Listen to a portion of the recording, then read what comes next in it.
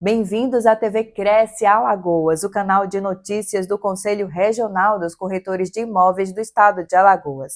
E na edição de hoje vamos acompanhar a capacitação de fiscais e a uniformização de procedimentos do sistema COFES-Cresce, realizados para assegurar o exercício profissional legal. A meta da fiscalização dos conselhos de regulamentação profissional é garantir à sociedade serviços prestados apenas por profissionais regularizados e qualificados. Para que a fiscalização atenda melhor às aspirações de todos, a uniformização de procedimentos é essencial, a fim de zelar pelos interesses da sociedade e assegurar o exercício profissional legal. Uniformização de procedimentos e capacitação dos fiscais foram debatidas de 11 a 14 de dezembro durante o 4º encontro de fiscalização do sistema COFES-Cresce no Hotel Ritz Lagoa da Anta, em Maceió. Compondo a mesa de abertura do evento, estiveram presentes João Teodoro, presidente do COFES, Sérgio Cabral, presidente do Cresce Alagoas, Vilmar Pinto, diretor do COFES, Diogo Gama, também diretor do COFES, Augusto Viana, vice-presidente do COFES e Antônio Carlos Lessa, presidente da ADEPOL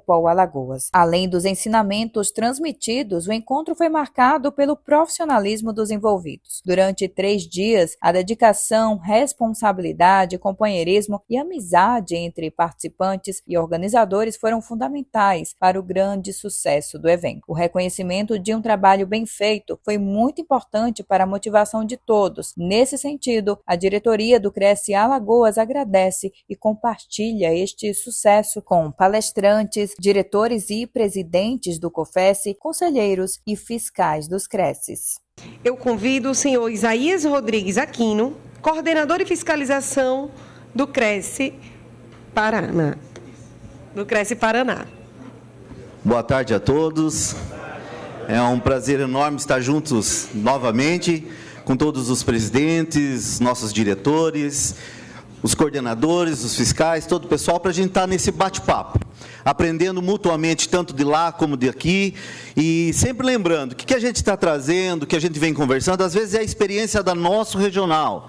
Talvez não se aplique na sua integridade, na sua regional, porque você tem que sempre conversar com o seu jurídico do seu regional para aplicação, sempre na conversa. Você ouve o que acontece aqui com a gente, por exemplo, no Cresce de São Paulo, a gente ouve e traz para o nosso regional, olha, aconteceu isso, converse com o jurídico, certo? Aí, depois, com a bênção do jurídico do seu regional, você tenta implementar todas essas situações, tá? Sempre lembrando disso. Meu nome é Isaías Aquino, eu sou coordenador de fiscalização do Cresce Paraná desde 2014.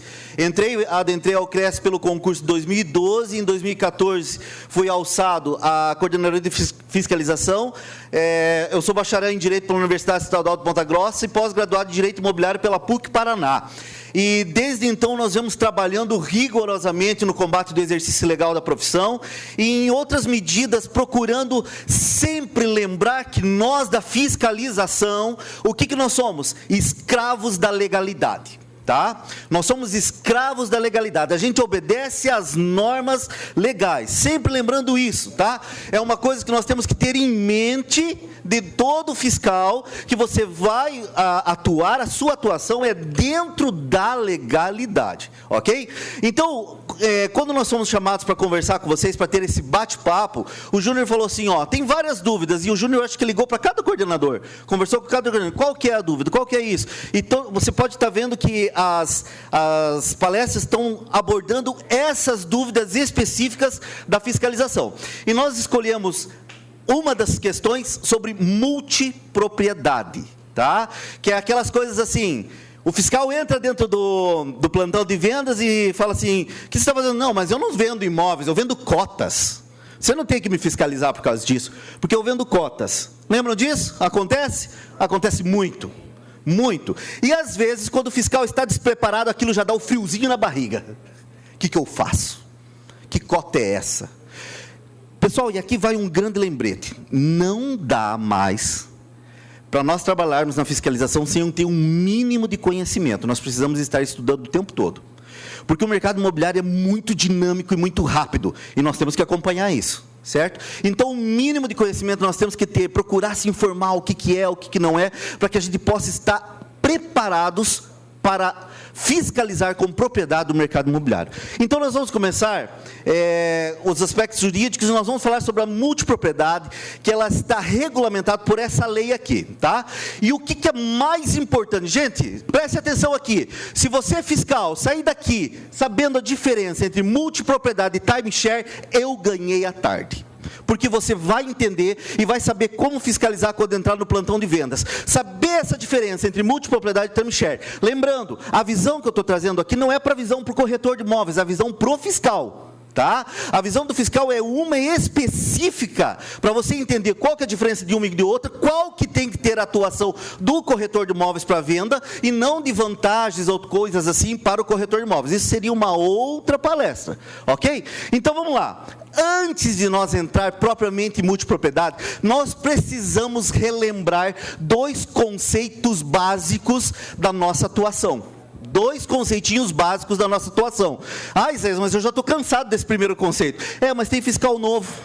Tem gente que às vezes com a prática a gente acaba esquecendo ou relevando. Vamos lá. Qual que são 2 conceitos básicos?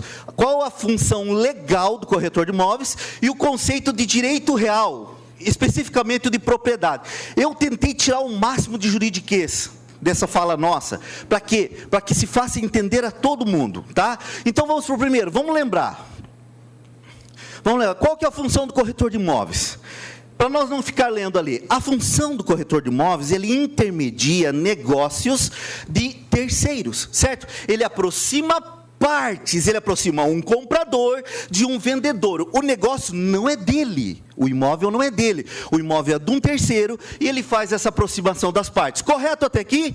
Correto? Lembram disso? Isso tem que ficar claro. Isso está regulamentado pela Lei 6.530 de 78, que é a regulamentação da profissão de corretor de imóveis, lei específica e que garantem ao possuidor de título técnico de transações imobiliárias inscrito no CRESSE trabalhar como corretor de imóveis. Olha as 2 características.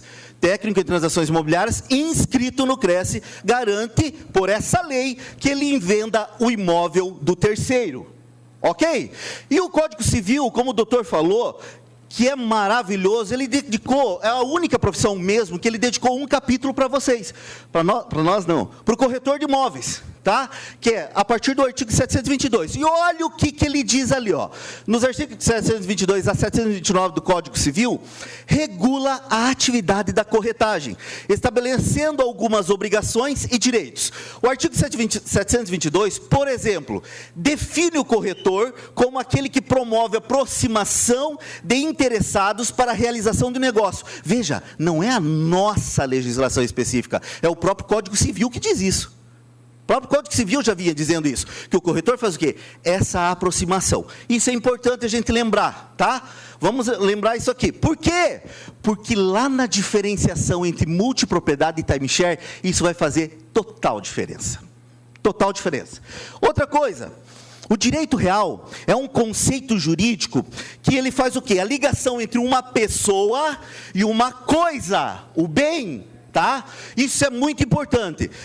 O direito real, ele faz a ligação sempre entre pessoa e bem. Existe um link incrível lá de direitos reais no Código Civil. Anticrese, superfície, o que importa para nós é o quê? Propriedade, é um direito real. Isso fica na tua cabeça, tá? Guarda só isso, que o direito real da propriedade é algo que tem a pessoa que tem um imóvel, que é dela, ela tem o direito real de propriedade desse imóvel. O que seria esse direito real de propriedade? Aqui é o pulo do gato, presta atenção aqui, asterisco nisso aqui. O direito real de propriedade garante ao possuidor daquele bem, ao dono do bem, o quê? O direito de usar do bem, o direito de gozar, ou seja, auferir para si os lucros que aquele bem der, os aluguéis, essas questões, é esse direito aqui, ó, de gozar, o direito de dispor da coisa, vender, alienar. Por isso, senhores, que o proprietário de um bem não necessita de corretor de imóveis para vender o seu próprio bem. Por quê? Porque ele está amparado pelo direito real de propriedade dele de dispor do seu próprio bem sem a necessidade de corretor de imóveis. Sabem disso, né? Todos os fiscais sabem disso. Lembram disso? O proprietário, do bem, ele pode vender o seu bem diretamente. Não necessita do corretor. A gente aconselha que se pegue um corretor. Mas o dono do próprio bem, ele pode vender diretamente. Vocês sabem disso, né, pessoal? Tá. É garantido isso pelo quê? Pelo direito real de propriedade que ele tem em dispor o seu próprio bem. E reivindicar, ou seja, se alguém invadir o seu imóvel, você pode reivindicar ele para si. Tem vários remédios aí para você reivindicar, do esbulho possessório e todas essas questões. Por exemplo, invasão de uma propriedade, você pede a reintegração de posse. É esse o seu direito garantido pelo direito real de propriedade. Isso é importante, gente, para a gente começar a diferenciar o que é multipropriedade do timeshare. Que é aqui que os vendedores tentam nos enganar quando a gente vai fiscalizar. Não, senhor, eu vendo cotas, eu não vendo imóvel. Essa é a frase que a gente mais vê. E eu já vi fiscal da nossa regional recuar, porque não sabia do que estava fiscalizando e voltar para a sede. Chefe, eu fui na imobiliária, no plantão tal, e lá está se vendendo cotas de um resort, tal, e o cara falou que não é imóvel, que é... Mas você fez perguntas assim, não, eu nem sei o que é. Para tudo, vamos estudar. Reúne todos os fiscais, faz uma aulinha sobre o assunto, para que eles possam voltar para a rua sabendo o que está fazendo. Isso é importantíssimo. Vamos lá, multipropriedade. E aqui vem a primeira questão, que é importantíssimo falar para os senhores. Nordeste brasileiro, campeão em multipropriedade hoje no Brasil. Isso começou aonde? Caldas Novas, Goiás, né? Começou por lá, os primeiros. E se espalhou pelo Brasil inteiro, e o Nordeste brasileiro hoje é o campeão em multipropriedade no Brasil, gente. Tá? É incrível o tanto de resorts nesta modalidade de multipropriedade que está sendo vendido. No Paraná, nós temos conhecimento 3. Tá? 3 que estão vendendo na formatação de multipropriedade. Ok? Os outros são timeshare. Vamos lá. O que são os principais pontos? Eu não coloquei os artigos da lei aqui, mas eu vou falar coisas importantes sobre a multipropriedade que vocês precisam saber. Primeira coisa, a multipropriedade é caracterizada pela divisão de um imóvel. E uma coisa que precisa ficar claro, que a gente tem dúvida quanto a isso, é o seguinte: eu preciso de uma aguinha, que minha boca seca. Tem uma questão que é bem seguinte: a gente sempre pensa que multipropriedade, ela já nasce multipropriedade. Tá? Ela não precisa nascer necessariamente por multipropriedade. Como que surgiu a multipropriedade de imóveis? É importante saber. Sabe os grandes ricos brasileiros? Geralmente você vê os caras com jatos, com helicópteros, certo? Geralmente eles não são donos sozinhos disso. Porque é muito dispêndio se manter um helicóptero, se manter um avião. Então eles compram em 3, 4 empresários e dividem os gastos disso e se organizam no uso desses aviões, desses helicópteros, correto? Isso aconteceu também para com os imóveis, tá? Então eu, Isaías, por exemplo, tenho uma casa de praia. E eu usava muito essa casa de praia quando os meus filhos eram novos. Hoje casaram, estão tendo a vida deles, e eu e minha esposa, velhinhos, agora com 60, 70 anos, não estamos usando tanto. Mas a minha casa de praia é maravilhosa e eu não quero vender. Eu posso abrir multipropriedade dela, da minha casa, já que eu tenho há 20 anos. Eu posso escolher, não, eu não vou abrir para 52 pessoas, que é o máximo da multipropriedade, 52 donos. Eu vou abrir para 4 pessoas, tá? Vou vender parte da minha propriedade em 4, vou dividir ela. Por exemplo, vale 1 milhão, divido em 4, cada um vai comprar uma cota, e ele vai ser coproprietário junto comigo, tá? Para quê? Dividir despesas, porque eu não vou o tempo todo para a praia, eu vou só no verão, então eu divido essas, uso, vai ter toda uma regulamentação, tudo. Então a multipropriedade é você dividir a propriedade de um imóvel em vários outros coproprietários. Até aqui beleza? Até aqui todo mundo entendeu? Bora lá, vamos para frente. Sua pra caramba. Esse jeito professoral eu não consigo perder, viu? Vai desde do cursinho. Vamos lá. Aqui estão entendendo? Tá ok? Prosseguindo. Então a multipropriedade é você se reunir com outras pessoas para ser proprietário de um bem, tá? O conceito lá ele diz que multipropriedade é caracterizado pela divisão de um imóvel em frações de tempo. Isso é muito importante. O tempo é a questão mais importante da multipropriedade, tá? Por quê? Vai ter que ter uma regulamentação do tempo de uso. Todos os proprietários, senão todos vão na mesma semana, no mesmo dia. Quando você compra a sua cota, a sua fração de multipropriedade, ela vem com a regulamentação de qual período do tempo durante o ano que você vai poder usar. E é aquilo e pronto, tá? Vamos lá. Que cada proprietário utilize de forma exclusiva durante períodos determinados, de forma alternada. Cada fração de tempo é considerada uma propriedade autônoma, isso é importante, com direito de uso e gozo exclusivo pelos titulares durante o período correspondente. Vamos lá. Se eu compro um imóvel sozinho, eu compro esse imóvel, eu pago R$1 milhão, eu tenho o direito de usar, gozar e fruir desse imóvel durante todo o período, porque ele é meu sozinho. Entendem até aqui? Se eu compro esse mesmo imóvel em multipropriedade, eu não sou dono sozinho dele, eu sou um coproprietário. Conforme o número de pessoas que comprou, eu vou ter que dividir com essas pessoas. Tá? Por exemplo, eu comprei com 20 outros coproprietários, então eu sou dono de 1/20 desse imóvel. Tá? Ele vai valer, o preço que eu vou pagar é bem menor que se fosse o valor inteiro. Por óbvio. Por quê? Porque eu só vou poder usar em alguns períodos do ano esse imóvel. Isso é a multipropriedade e é isso que diz mais ou menos o conceito. Indivisibilidade do imóvel. Você não pode dividir esse imóvel, falando assim, vamos acabar com essa multipropriedade e vamos dividir aqui, cada um fica com um pedacinho. É impossível isso. Não acontece. Você acaba com a multipropriedade, não é dessa forma. Você vai acabar com o que tem, com a forma que é multipropriedade. Mas o imóvel fica ali, ele é indivisível. Tá? Não se divide o imóvel nas pessoas. O que você vai fazer? Acaba-se a constituição da multipropriedade, vendo o imóvel e divide o valor entre eles. Ok? Mas não se divide o imóvel. A própria lei traz isso. Tá? É importantíssimo. 3. Regulamentação do uso. Tem normas para usar. Eu vou usar de qual semana, qual dia, quanto tempo. Ok? Registro em cartório. Multipropriedade, que é multipropriedade, tem registro em cartório. Isso é importante. É uma das perguntas que, se estiver tentando te enganar lá na hora do plantão de venda, você vai perguntar, tá, mas tem registro em cartório essa sua venda? Tem registro. É multipropriedade, não é timeshare. Olha só, a multipropriedade deve ser registrada no cartório de registro de imóveis com menção expressa às frações de tempo atribuída a cada proprietário. Isso aqui é uma das informações mais importantes que nós temos que saber da multipropriedade. Ela é registrada em cartório. Direitos e obrigações.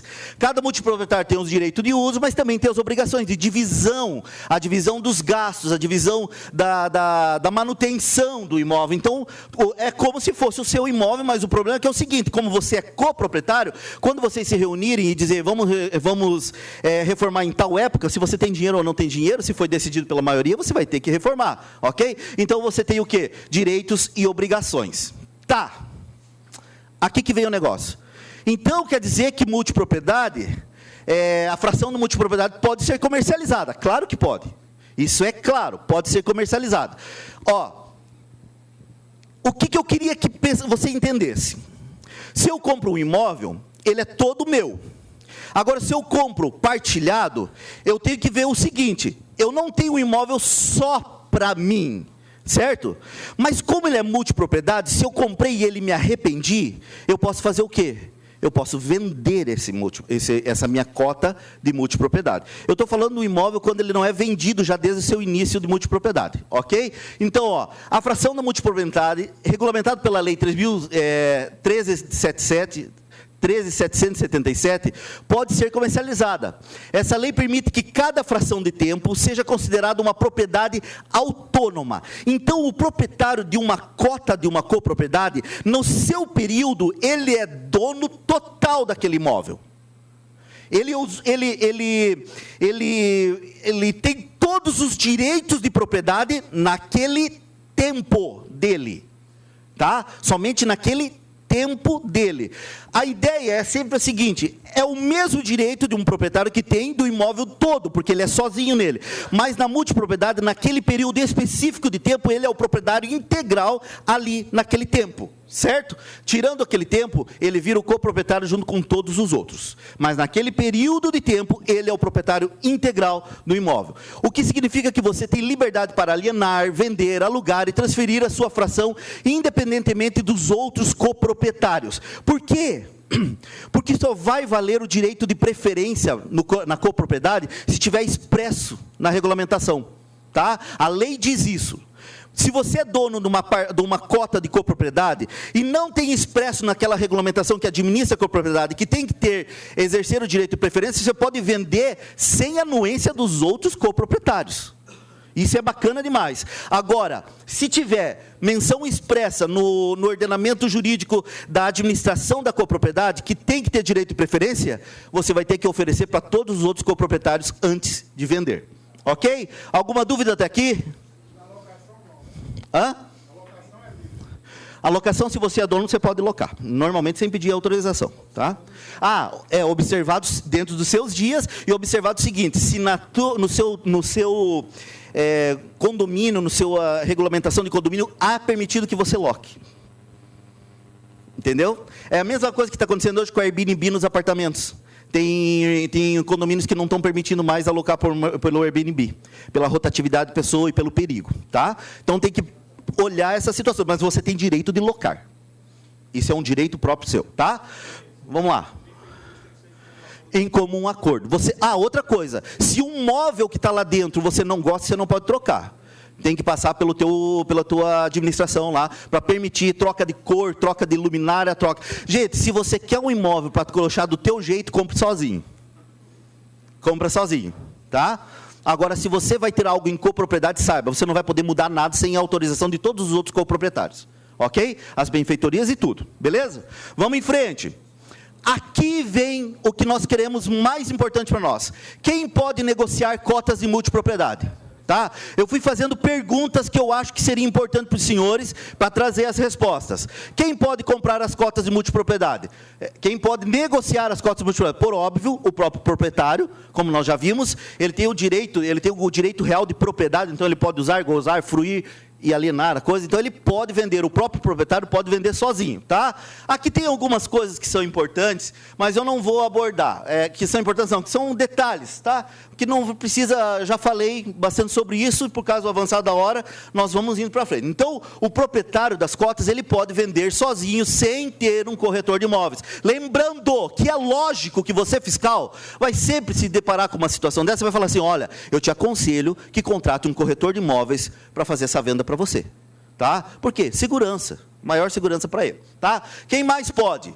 A incorporadora e o construtor, e aqui vem um detalhe, atenção. Por isso que eu digo, gente, não dá para pegar o que dá certo no Paraná e querer colocar a goela abaixo no seu regional.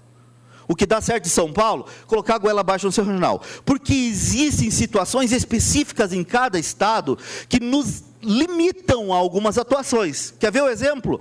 Nós, no Paraná, não obrigamos que a incorporadora e a construtora seja obrigada a pegar uma imobiliária para produzir a venda para ela. Por quê? Porque nós fomos demandados judicialmente.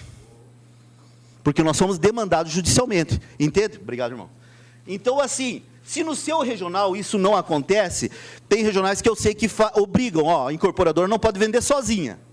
Tem obrigada a contratar uma imobiliária para fazer a venda para a incorporadora ou para a construtora. Tem algum regional que faz, ninguém vai falar, né? Tipo, que faz isso, mas tem regional que faz isso. No nosso, nós não fazemos. Por quê? Porque nós fomos demandados judicialmente, inclusive para a empresa, eu falo para vocês procurarem depois o processo, a Plaenge. Acho que tem em São Paulo também. Tá? A Plaenge entrou, demandou contra nós judicialmente e nós tivemos que parar. E depois nós continuamos. É uma decisão interpartes. Vamos continuar fazendo. Veio outra com base naquela decisão e ganhou de novo. É melhor nós parar porque senão nós vamos passar vergonha. Tá? Então, o que acontece? A própria incorporadora e construtora que constrói o empreendimento e está vendendo na modalidade de copropriedade, ela pode vender. No nosso estado, nós não interferimos nisso. Mas se no seu estado não tem uma ação quanto a isso, não tem uma ação específica, você pode obrigar que ela seja vendida por uma imobiliária. Tentar forçar nesse sentido. Ok aqui? Entenderam por que nós não fazemos? Nós já temos demanda judicial nisso. Entende? Então, é isso que é sempre bom lembrar. Então, quem pode? O próprio proprietário, a incorporadora, a construtora e corretor de imóveis. Por quê? Porque é propriedade de um imóvel. Não é o direito de uso de um resort, que nós vamos ver na frente. Que é o timeshare. A copropriedade é o direito de você usar durante um período de tempo seu imóvel. Então, é a venda de um imóvel de terceiro. Então, é especificamente do corretor de imóveis copropriedades. Ok? E também as imobiliárias. Ok? Sempre lembrando do contrato de intermediação imobiliária, tá, gente? E não tem como um corretor de imóveis fazer a venda de um imóvel terceiro sem um contrato de intermediação ou opção de venda. Não sei como que é chamado no seu regional, tá? Opção de venda ou contrato de intermediação. Quem pode negociar? Então, é próprio do corretor de imóveis, além do próprio dono ou da incorporadora e da construtora que está fazendo o empreendimento. Atenção! Olha aqui, galera. E às vezes a gente pega isso aqui, ó. Advogado, com todo respeito à profissão, não pode vender imóveis. Tem que contratar um corretor de imóveis. Tá? Eu tenho procuração do proprietário. Sua procuração não vale para a venda, porque a venda de imóvel terceiro tem uma lei específica que se sobrepõe à sua procuração. Ok? Advogado que está cantando de galo para cima do fiscal, dizendo, eu vendo porque eu tenho procuração. Você só vai falar assim, não tem problema, vou lhe encaminhar para a delegacia e um ofício para a OAB. Na hora, ele recua. Na hora, tá? Gente, não pode ter medo de advogado. Advogado aprende na faculdade a se impor. Se você tem conhecimento técnico, vocês são fiscais, são conhecedores profundo da legislação dos senhores, os senhores não têm que se intimidar quanto a isso. Os senhores têm que chegar e falar, não, a nossa legislação é específica, diz isso, diz aquilo e tal. Pronto, ele vai ver que você tem conhecimento, ele já vai lhe tratar com o pé de igualdade, ok?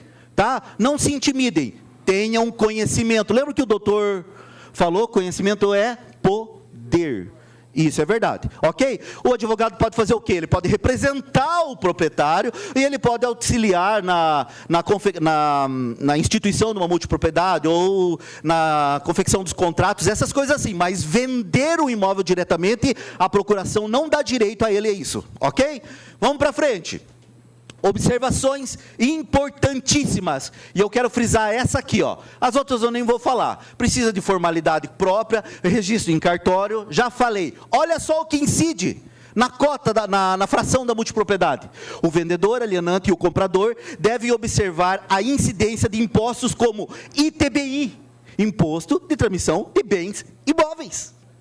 Está vendo? Tem ITBI na copropriedade quando é vendida. Então, é um imóvel. Então, é prerrogativa do corretor vender. Está bem claro isso, ok? Vamos para frente. Tem o direito de preferência, que só vai usar se estiver na instituição do condomínio dessa copropriedade. E, em resumo, quem pode negociar é os próprios proprietários, a incorporadora, corretores de imóveis registrados no CRES. Até aqui, ok? Sempre bom lembrar, gente, isso aqui, ó, às vezes a gente esquece.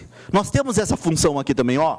Sempre aconselhe. Ó, se você estiver vendendo ou comprando uma cota de multipropriedade, sempre será recomendável contar com o apoio de um corretor de imóveis para a sua segurança. Vocês têm grande potencial de influenciar isso no mercado, tá? E façam isso. Tem que puxar a sardinha para o mercado que a gente trabalha, entendeu? Afinal de contas, não existe almoço grátis. Nós precisamos de salários, vocês sabem disso, tá? Então vamos lá, puxe a sardinha e indique que seja usado, sim, corretor de imóveis em todas as situações. Bora lá. Aqui é o pulo do gato. Se você está dormindo, acorda agora, tá? Se você está cansadaço, presta atenção nisso aqui, ó. Isso aqui é o mais importante. Vamos lá. A diferença entre multipropriedade e timeshare. E porque o tempo está avançado, eu vou pular direto para o resumo, que é o que o estudante preguiçoso gosta. Resumo aqui, ó. Mas aqui está bem didático. Está didático pra caramba. Vamos lá. Olha só, eu fiz esse quadro para ficar bem claro. O que é o timeshare? Timeshare, gente, é o direito de uso durante um período de tempo de um clube de férias, de um resort. Você não está comprando a propriedade. Por exemplo, vou citar um nome porque é conhecido, Candeias. Você paga lá por mês, tal. Você tem direito de usar durante um período de tempo Candeias do Sul, Candeias do Nordeste, o Candeias... Veja, não está atrelado a um imóvel em específico. Estão entendendo a diferença? Timeshare, o que é? A multipropriedade é um direito real. É uma propriedade compartilhada, ou seja, você está ligado àquele imóvel em específico, com todos os direitos reais que tem, tá? Já o timeshare é um direito pessoal, o uso é temporário e por contrato, ou seja, o que a pessoa está te vendendo é a possibilidade de fazer uso de uma semana no resort tal, certo? Tá, mas isso vai ser colocado na matrícula? Não, então é timeshare. Ah, eu sou coproprietário? Não. Você tem o direito de usar durante 10 anos. Ah, então é timeshare, não é copropriedade. O timeshare pode ser vendido por qualquer um. Copropriedade, não. Entenderam até aqui? Bora lá. O prazo é perpétuo. Se você é dono, quando você morre, o que é teu passa para quem? Herdeiros. O quê? Sucessão, boa. A sucessão do bem na copropriedade.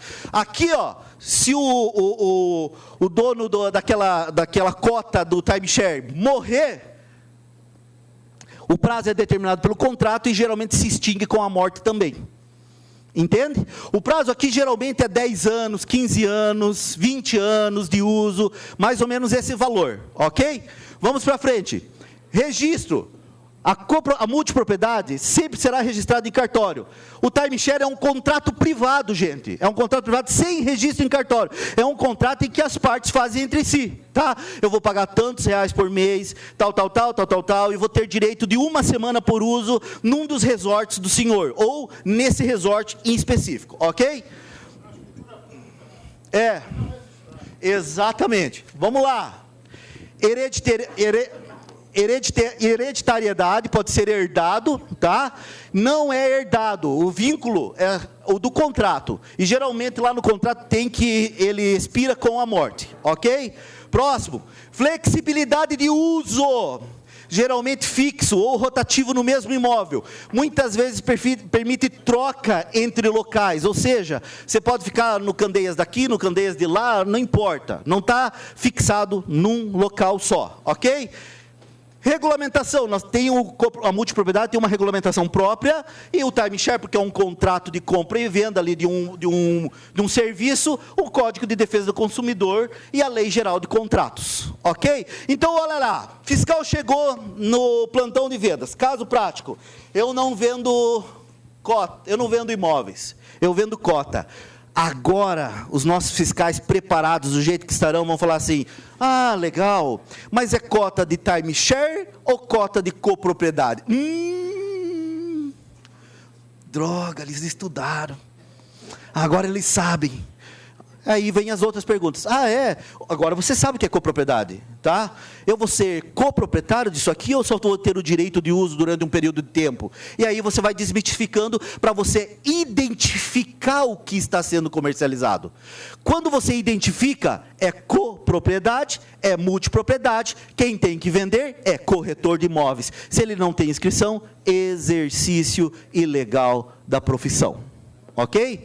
Se lá está dentro de um plantão, e ele vende, não, eu vendo só o direito de uso, tal, mas não é registrado em cartório, não, é um contrato particular que nós vamos fazer aqui e tal, tem prazo, qual que é o prazo?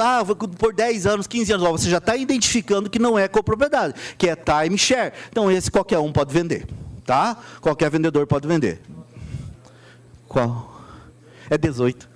Boa, observador. Pessoal, essa lei, a regulamentação é 2018, não 28, tá? Nós nem estamos em 28 ainda. É 18, ok? Beleza até aqui? Conclusão. Bora lá.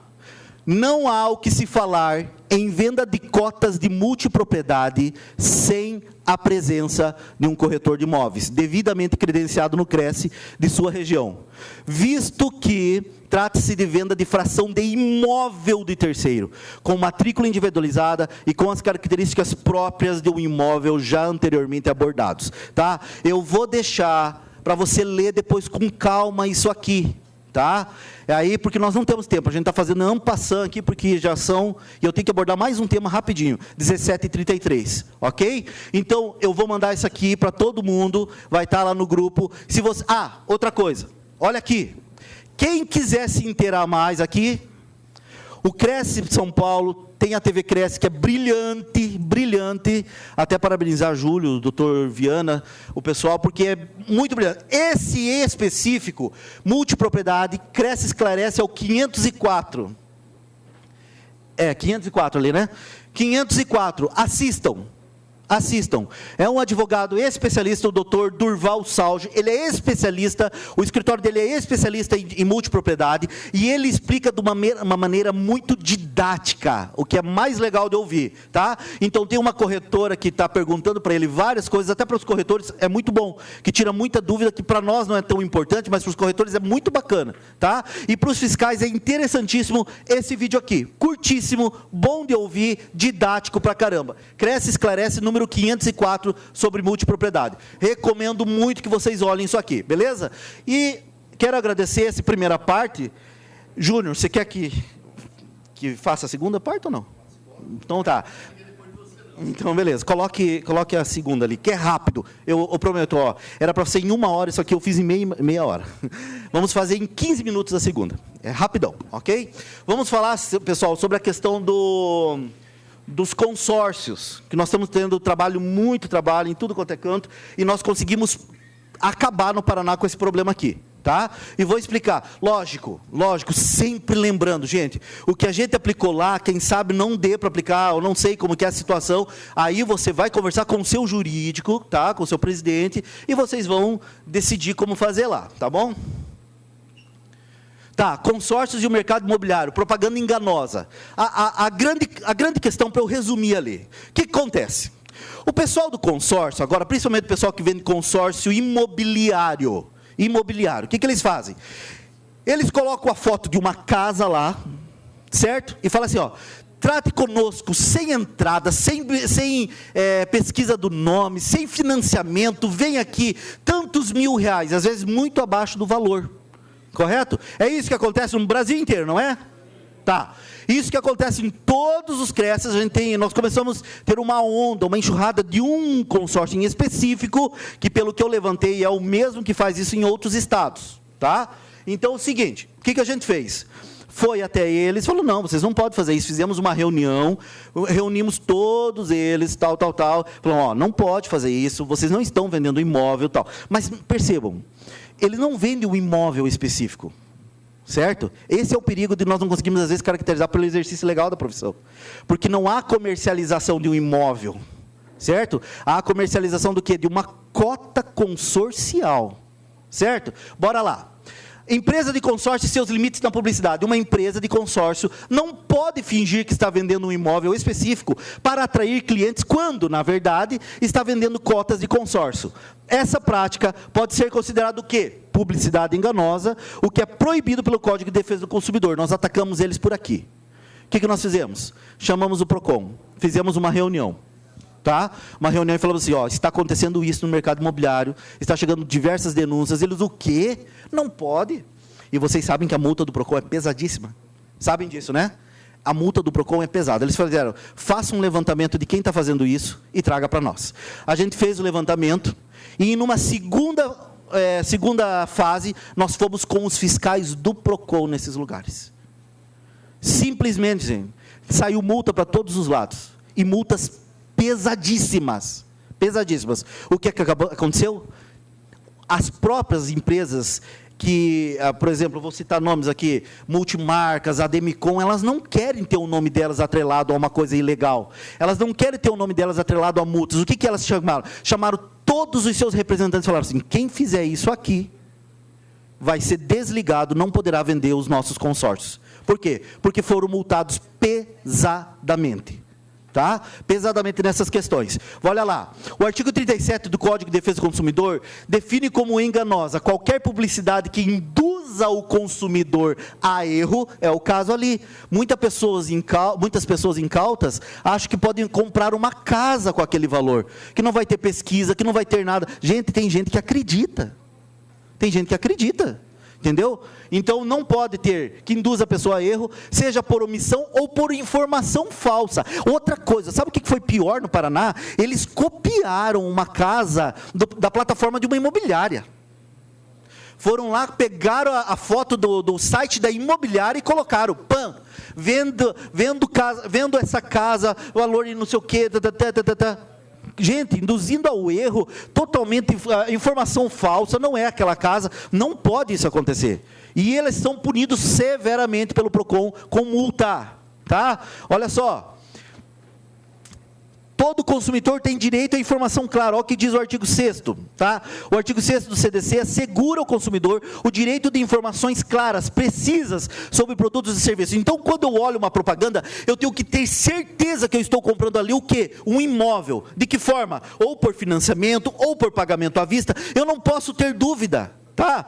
O seu nome vai ser pesquisado, você não pode ter dúvida do processo de compra, e as informações têm que ser claras, não podem ser nebulosas ou dúbias ao ponto de causar uma certa insegurança. Não, a informação tem que ser clara, ok? E as consequências legais? A empresa pode ser multada pelos órgãos de defesa do consumidor, como o PROCON, e ser alvo de ações judiciais por danos morais ou materiais, caso venha se configurar a venda e a pessoa não sabia, achando que estava comprando uma casa. Aí pode ter ação e desdobramentos judiciais todos que vocês acontecem. Então, está acontecendo na sua região? Está. Coordenador de fiscalização, converse com o seu presidente, converse com o jurídico, vão para uma visita institucional ao PROCON. Levantem os casos e juntamente façam uma operação, certo? Vocês resolvem essa situação. A primeira lapada que eles levarem de multa, os próximos consórcios já chama todo mundo e regulariza a propaganda. É automático. Hoje no Cresce Paraná a gente quase não encontra mais isso, porque as 3 grandes de consórcio foram visitadas pelo PROCON. As 3 grandes maiores lá, tá? Então quase que acabamos inteiramente com essa situação, beleza? O que uma empresa de consórcio pode fazer? Ela tem que deixar claro que o que ela está vendendo é uma cota consorcial, deixar claro que vai ter os balões, os sorteios, tudo aquilo. Tem que ser claro, ok? Ó, um exemplo aqui, ó. Ó um exemplo que eu trouxe aqui. Nossa, mas eu não consigo nem ler aqui. Era compra essa casa conosco, com a fotinha da casa e tudo, certo? Aqui outro exemplo. E agora vem uma coisa que eu queria citar para vocês, pessoal. Cuidado com isso aqui, ó. Casas no boleto. Olha aqui. Esse foi o auto de constatação que nós fizemos. Isso aqui eu queria lançar um alerta para todos os CRES, todos os coordenadores de fiscalização. Cuidado com os autos de constatação e de infração dos senhores. No nosso caso, muitos autos nossos param no judiciário e são base para sentenças. São bases para relatórios de inquéritos policiais. Tá? Então uma redação, e o nosso próprio CPD já diz, tem que ser circunstanciada dos fatos, com riqueza de detalhes, não escreva qualquer coisa, fale detalhes, fale tudo, dia tal, estive no lugar tal, falei com o administrador fulano de tal, que alegou, abre aspas, fecha aspas, fala tudo, consubstancia todos os fatos, porque isso aqui depois provavelmente pode virar um processo judicial, pode servir de base lá para o PROCON em alguma atividade deles. Então cuidado, os nossos autos, já foi a época de escrever qualquer coisa, não, hoje nós temos inúmeros CRESs aqui, estão com convênios com o Ministério Público, convênios com todos os organismos públicos. Não dá para fazer qualquer coisa, tem que ser um auto bem redigido, tem que ser um auto bem circunstanciado, tá? Nós tivemos uma decisão judicial esses tempos atrás, que foi ipsis litero, ele falando assim, o agente fiscal do Cresce, alegou em seu auto, tal, diante disso decido, tudo conforme o fiscal ia falando no auto, ele ia decidindo a situação. Vocês estão entendendo a importância? Gente, eu não sei se vocês já perceberam, mas o sistema Confesse-Cresce não é o mesmo de 20, 30 anos atrás. A importância que nós temos hoje em dia é outro patamar, gente. É outro patamar. E isso nós devemos graças aos nossos presidentes, que levaram o nosso para uma outra esfera, gente.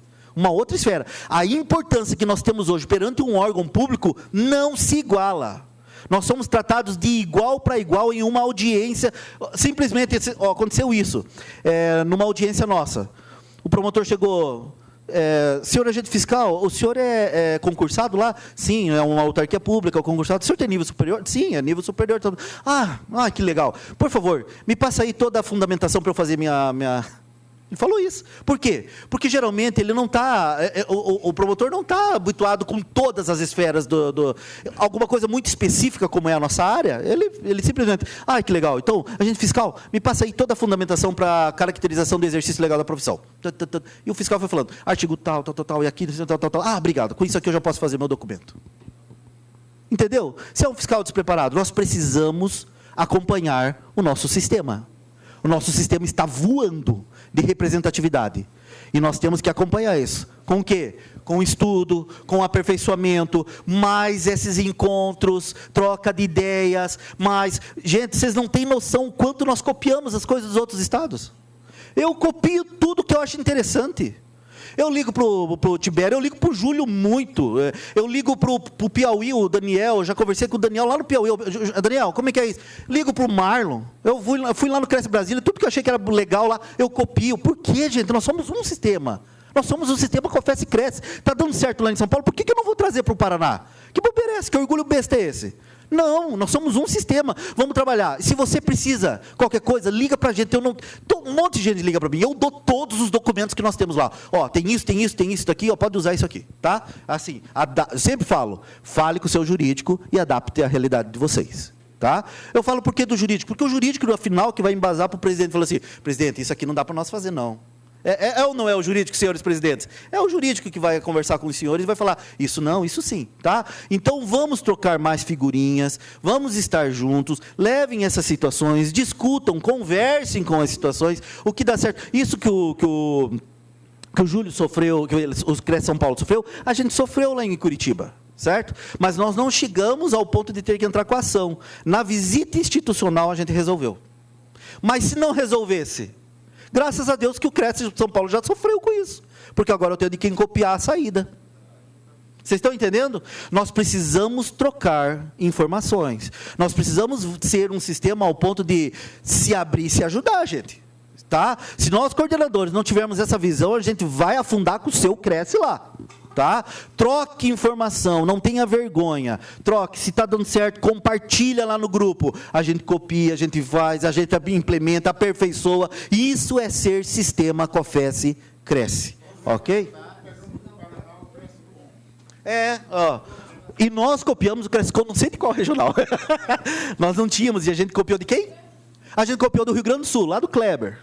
A gente copiou o Crescicom de lá há muito tempo atrás. Entende? Não tenho vergonha alguma, tá? Porque nós somos um sistema. Se a gente se ajudar, a gente cresce junto, galera. Uniformiza. Isso aqui é uma coisa que é bom a gente conversar. Uniformização não é goela abaixo. Não é. Uniformização é isso aqui, ó. Gente, desde o primeiro encontro, quanta coisa a gente já uniformizou só na camaradagem? Vocês já perceberam isso? A gente já uniformizou muita coisa na camaradagem, trocando ideias. E aí a gente vai, daqui a pouco a gente está bem uniforminho. Todo mundo fazendo a mesma coisa. Respeitadas as diferenças e as regionalidades, que isso tem que respeitar. Ok? Pessoal, espero ter sido útil. Fui rápido porque o tempo era curto e eu fiz tudo em 1 hora. Consegui.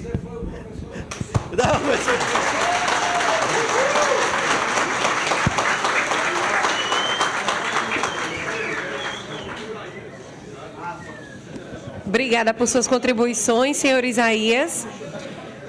Alguém gostaria de fazer mais alguma pergunta? Eu gostaria.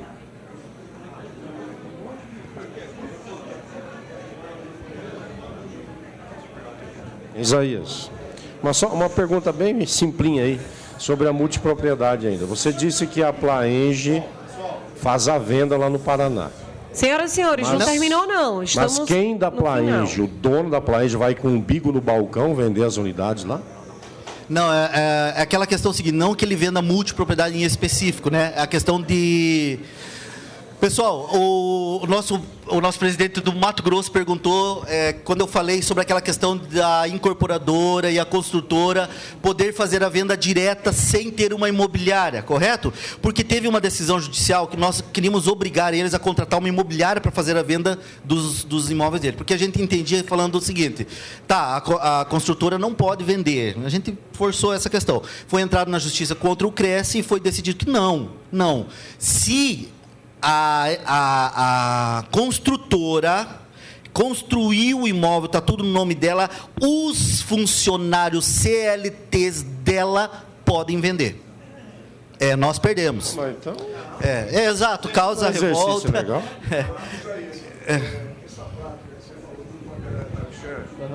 Foi o que eu perguntei ontem, né, quando estava a parte de fiscalização, como é que a gente fiscaliza o timeshare? Pessoal, só uma coisinha aqui, ó. Só lembrando, eu nem aprofundei nessa questão por causa que a gente sabe que é polêmica. Talvez em outros estados isso não esteja acontecendo, tá? Da questão da incorporadora não estar vendendo com o seu CLT, tá? Nós temos ação judicial contra isso, com essa questão. Nós não podemos brincar. Não foi uma, foi duas. Tá? Onde a própria construtora, com o seu grupo de CLT, vende. Seus empregados podem vender. Tá? Que isso não se espalhe para o Brasil. Tá? É lá. Tá? Igual a questão da... Não, vou falar. Tem outras questões que nós somos demandados judicialmente o tempo todo. É fiscal por abuso de autoridade, é contra isso, é contra aquilo. O pessoal adora entrar na justiça contra o Cresce. Então, nós temos que andar piano.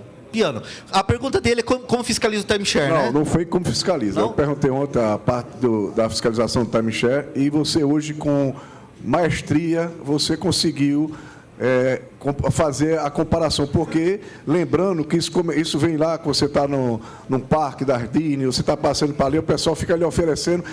Só que lá é diferente. Lá é muito parecido com a multipropriedade. Lá você tem o IPTU, você paga o condomínio, sendo time-share. Eu não trouxe o nome, eu acho que até Health o nome, né? Exatamente. Né? Por isso é muito parecido o de lá. Lá você tem a sua cotazinha que você usa a multipropriedade durante 5 dias, 10 dias, mas você paga condomínio, paga IPTU e tem mais um problema, você é intransferível.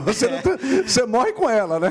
Essa questão é uma questão dos Estados Unidos. Tem peculiaridades da legislação. Foi ótimo que o Brasil adaptou de uma maneira e você explicou com maestria aqui. Você está brilhante. Parabéns por isso. Obrigado, presidente. Obrigado. Vai não, Adão. No caso de um proprietário do imóvel, ele pode vender, ele, como dono. Pode. A construtora não é dona, ela é o pseudo-dono. Pois é, eu nem sei como lhe discutir isso, porque foi decisão judicial. Ela comercializa imóvel, ela não é dela. Foi entrado com recurso, tudo. É decisão Por exemplo, judicial. houve uma questão, não sei se ainda há uma questão, de donos Eu não quero falar. donos de loja de carro. Ele não pode passar os carros todos que ele pega para o nome dele para poder vender. É consignação. Vamos ouvir um brilhante advogado que vem aqui, por favor. Tibério Moura, Cresce Ceará, Augusto Moura.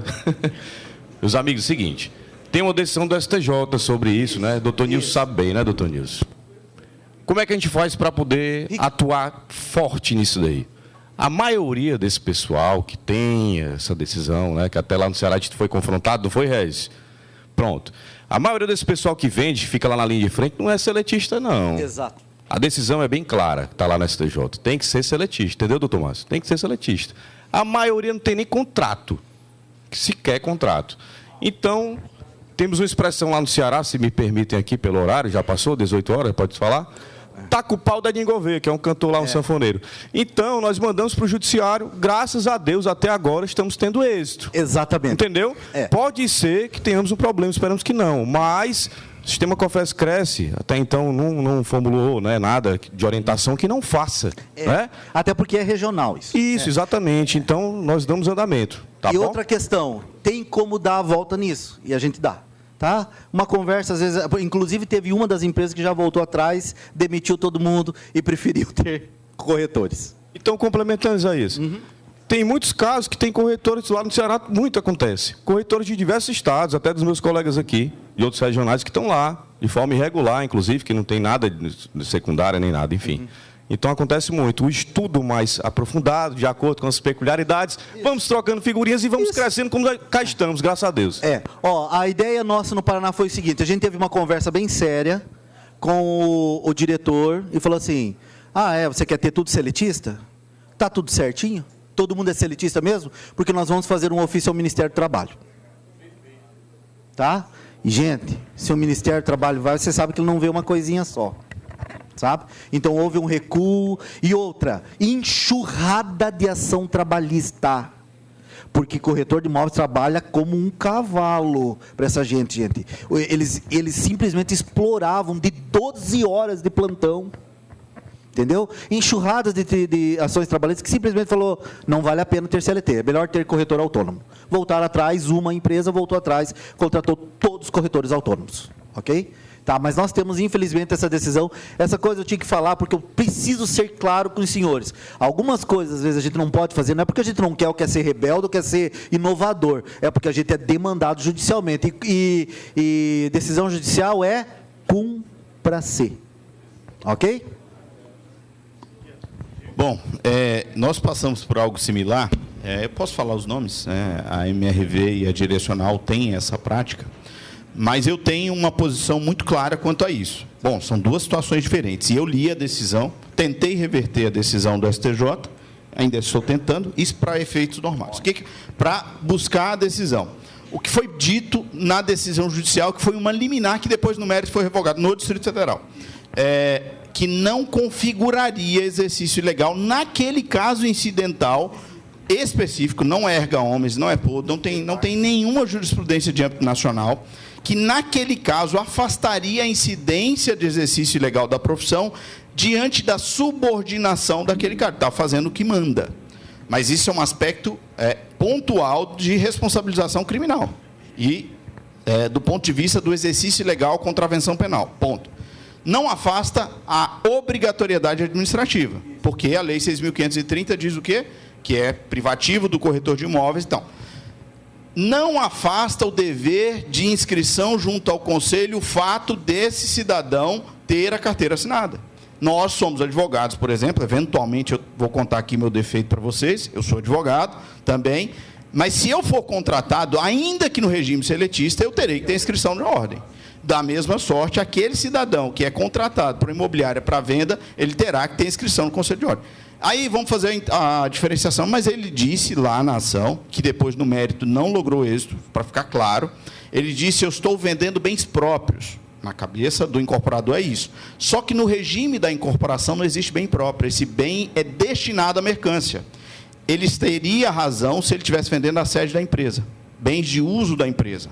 Então, eu acho que aqui é uma forma de construção da interpretação jurídica. A interpretação muitos deles estão dentro do RET, do regime de tributação especial. Se é bem próprio, não tem RET. Então, já pega o cara por aí. Ou você vai ferrar esse cara no aspecto tributário, porque se ele está dizendo que é bem próprio, não é para fim de mercância, não tem diferimento tributário, já é um ponto. Ou você vai para o aspecto trabalhista.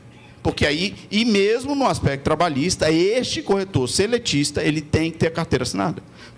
Tem que ter inscrição junto ao Conselho. Então, essa história de que o que foi dito, não pode fiscalizar, direcionar, não é verdade. Não é verdade, pode sim e deve, porque é um caso pontual. E sim, tem que pegar a Lei 6.530 e dizer o seguinte, olha, é privativo do corretor de imóveis fazer intermediação. Então, se ele está intermediando, é bem próprio, bem do corretor? Ele está vendendo algo dele?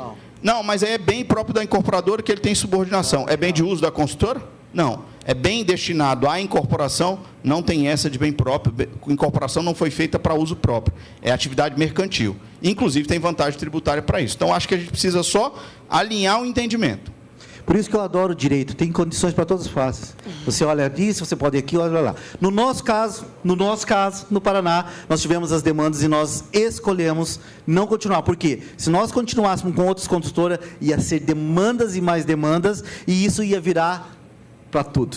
Certo? Então, a gente recuou, espera que o COFES tenha essas questões e daí nos parametrize, dizendo, pessoal, nessa questão, e é interessante isso, que o COFES faça essas situações, parametrize e fala assim, nessas situações teve isso lá, mas vocês podem fazer assim, inclusive orientando os jurídicos a como entrar com as ações, como recorrer com essas situações, para que a gente não fique, às vezes, com medo dessas situações em específicos. Ok?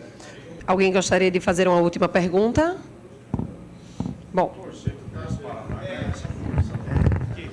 Então, agora... Rapidinho, vou só fazer um comentário rapidinho. Lá no estado de Rondônia, aconteceu muito essa questão do consórcio. Né? Nós fizemos uma parceria com o PROCON, Polícia Civil. A Polícia Civil nos deu apoio, mas recuou porque ela disse que se tratava de uma quadrilha e que eles estavam estudando e investigando essa quadrilha há 5 anos. Só que eu não me lembro lá, e fizemos essa ação com o PROCON, o GEAF, inclusive, o Grupo Especial de Fiscalização do Conselho Federal.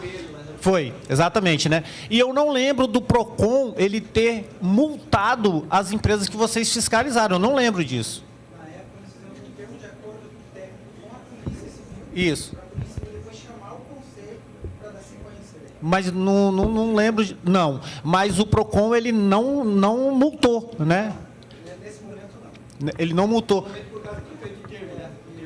Ah, beleza. Tomara.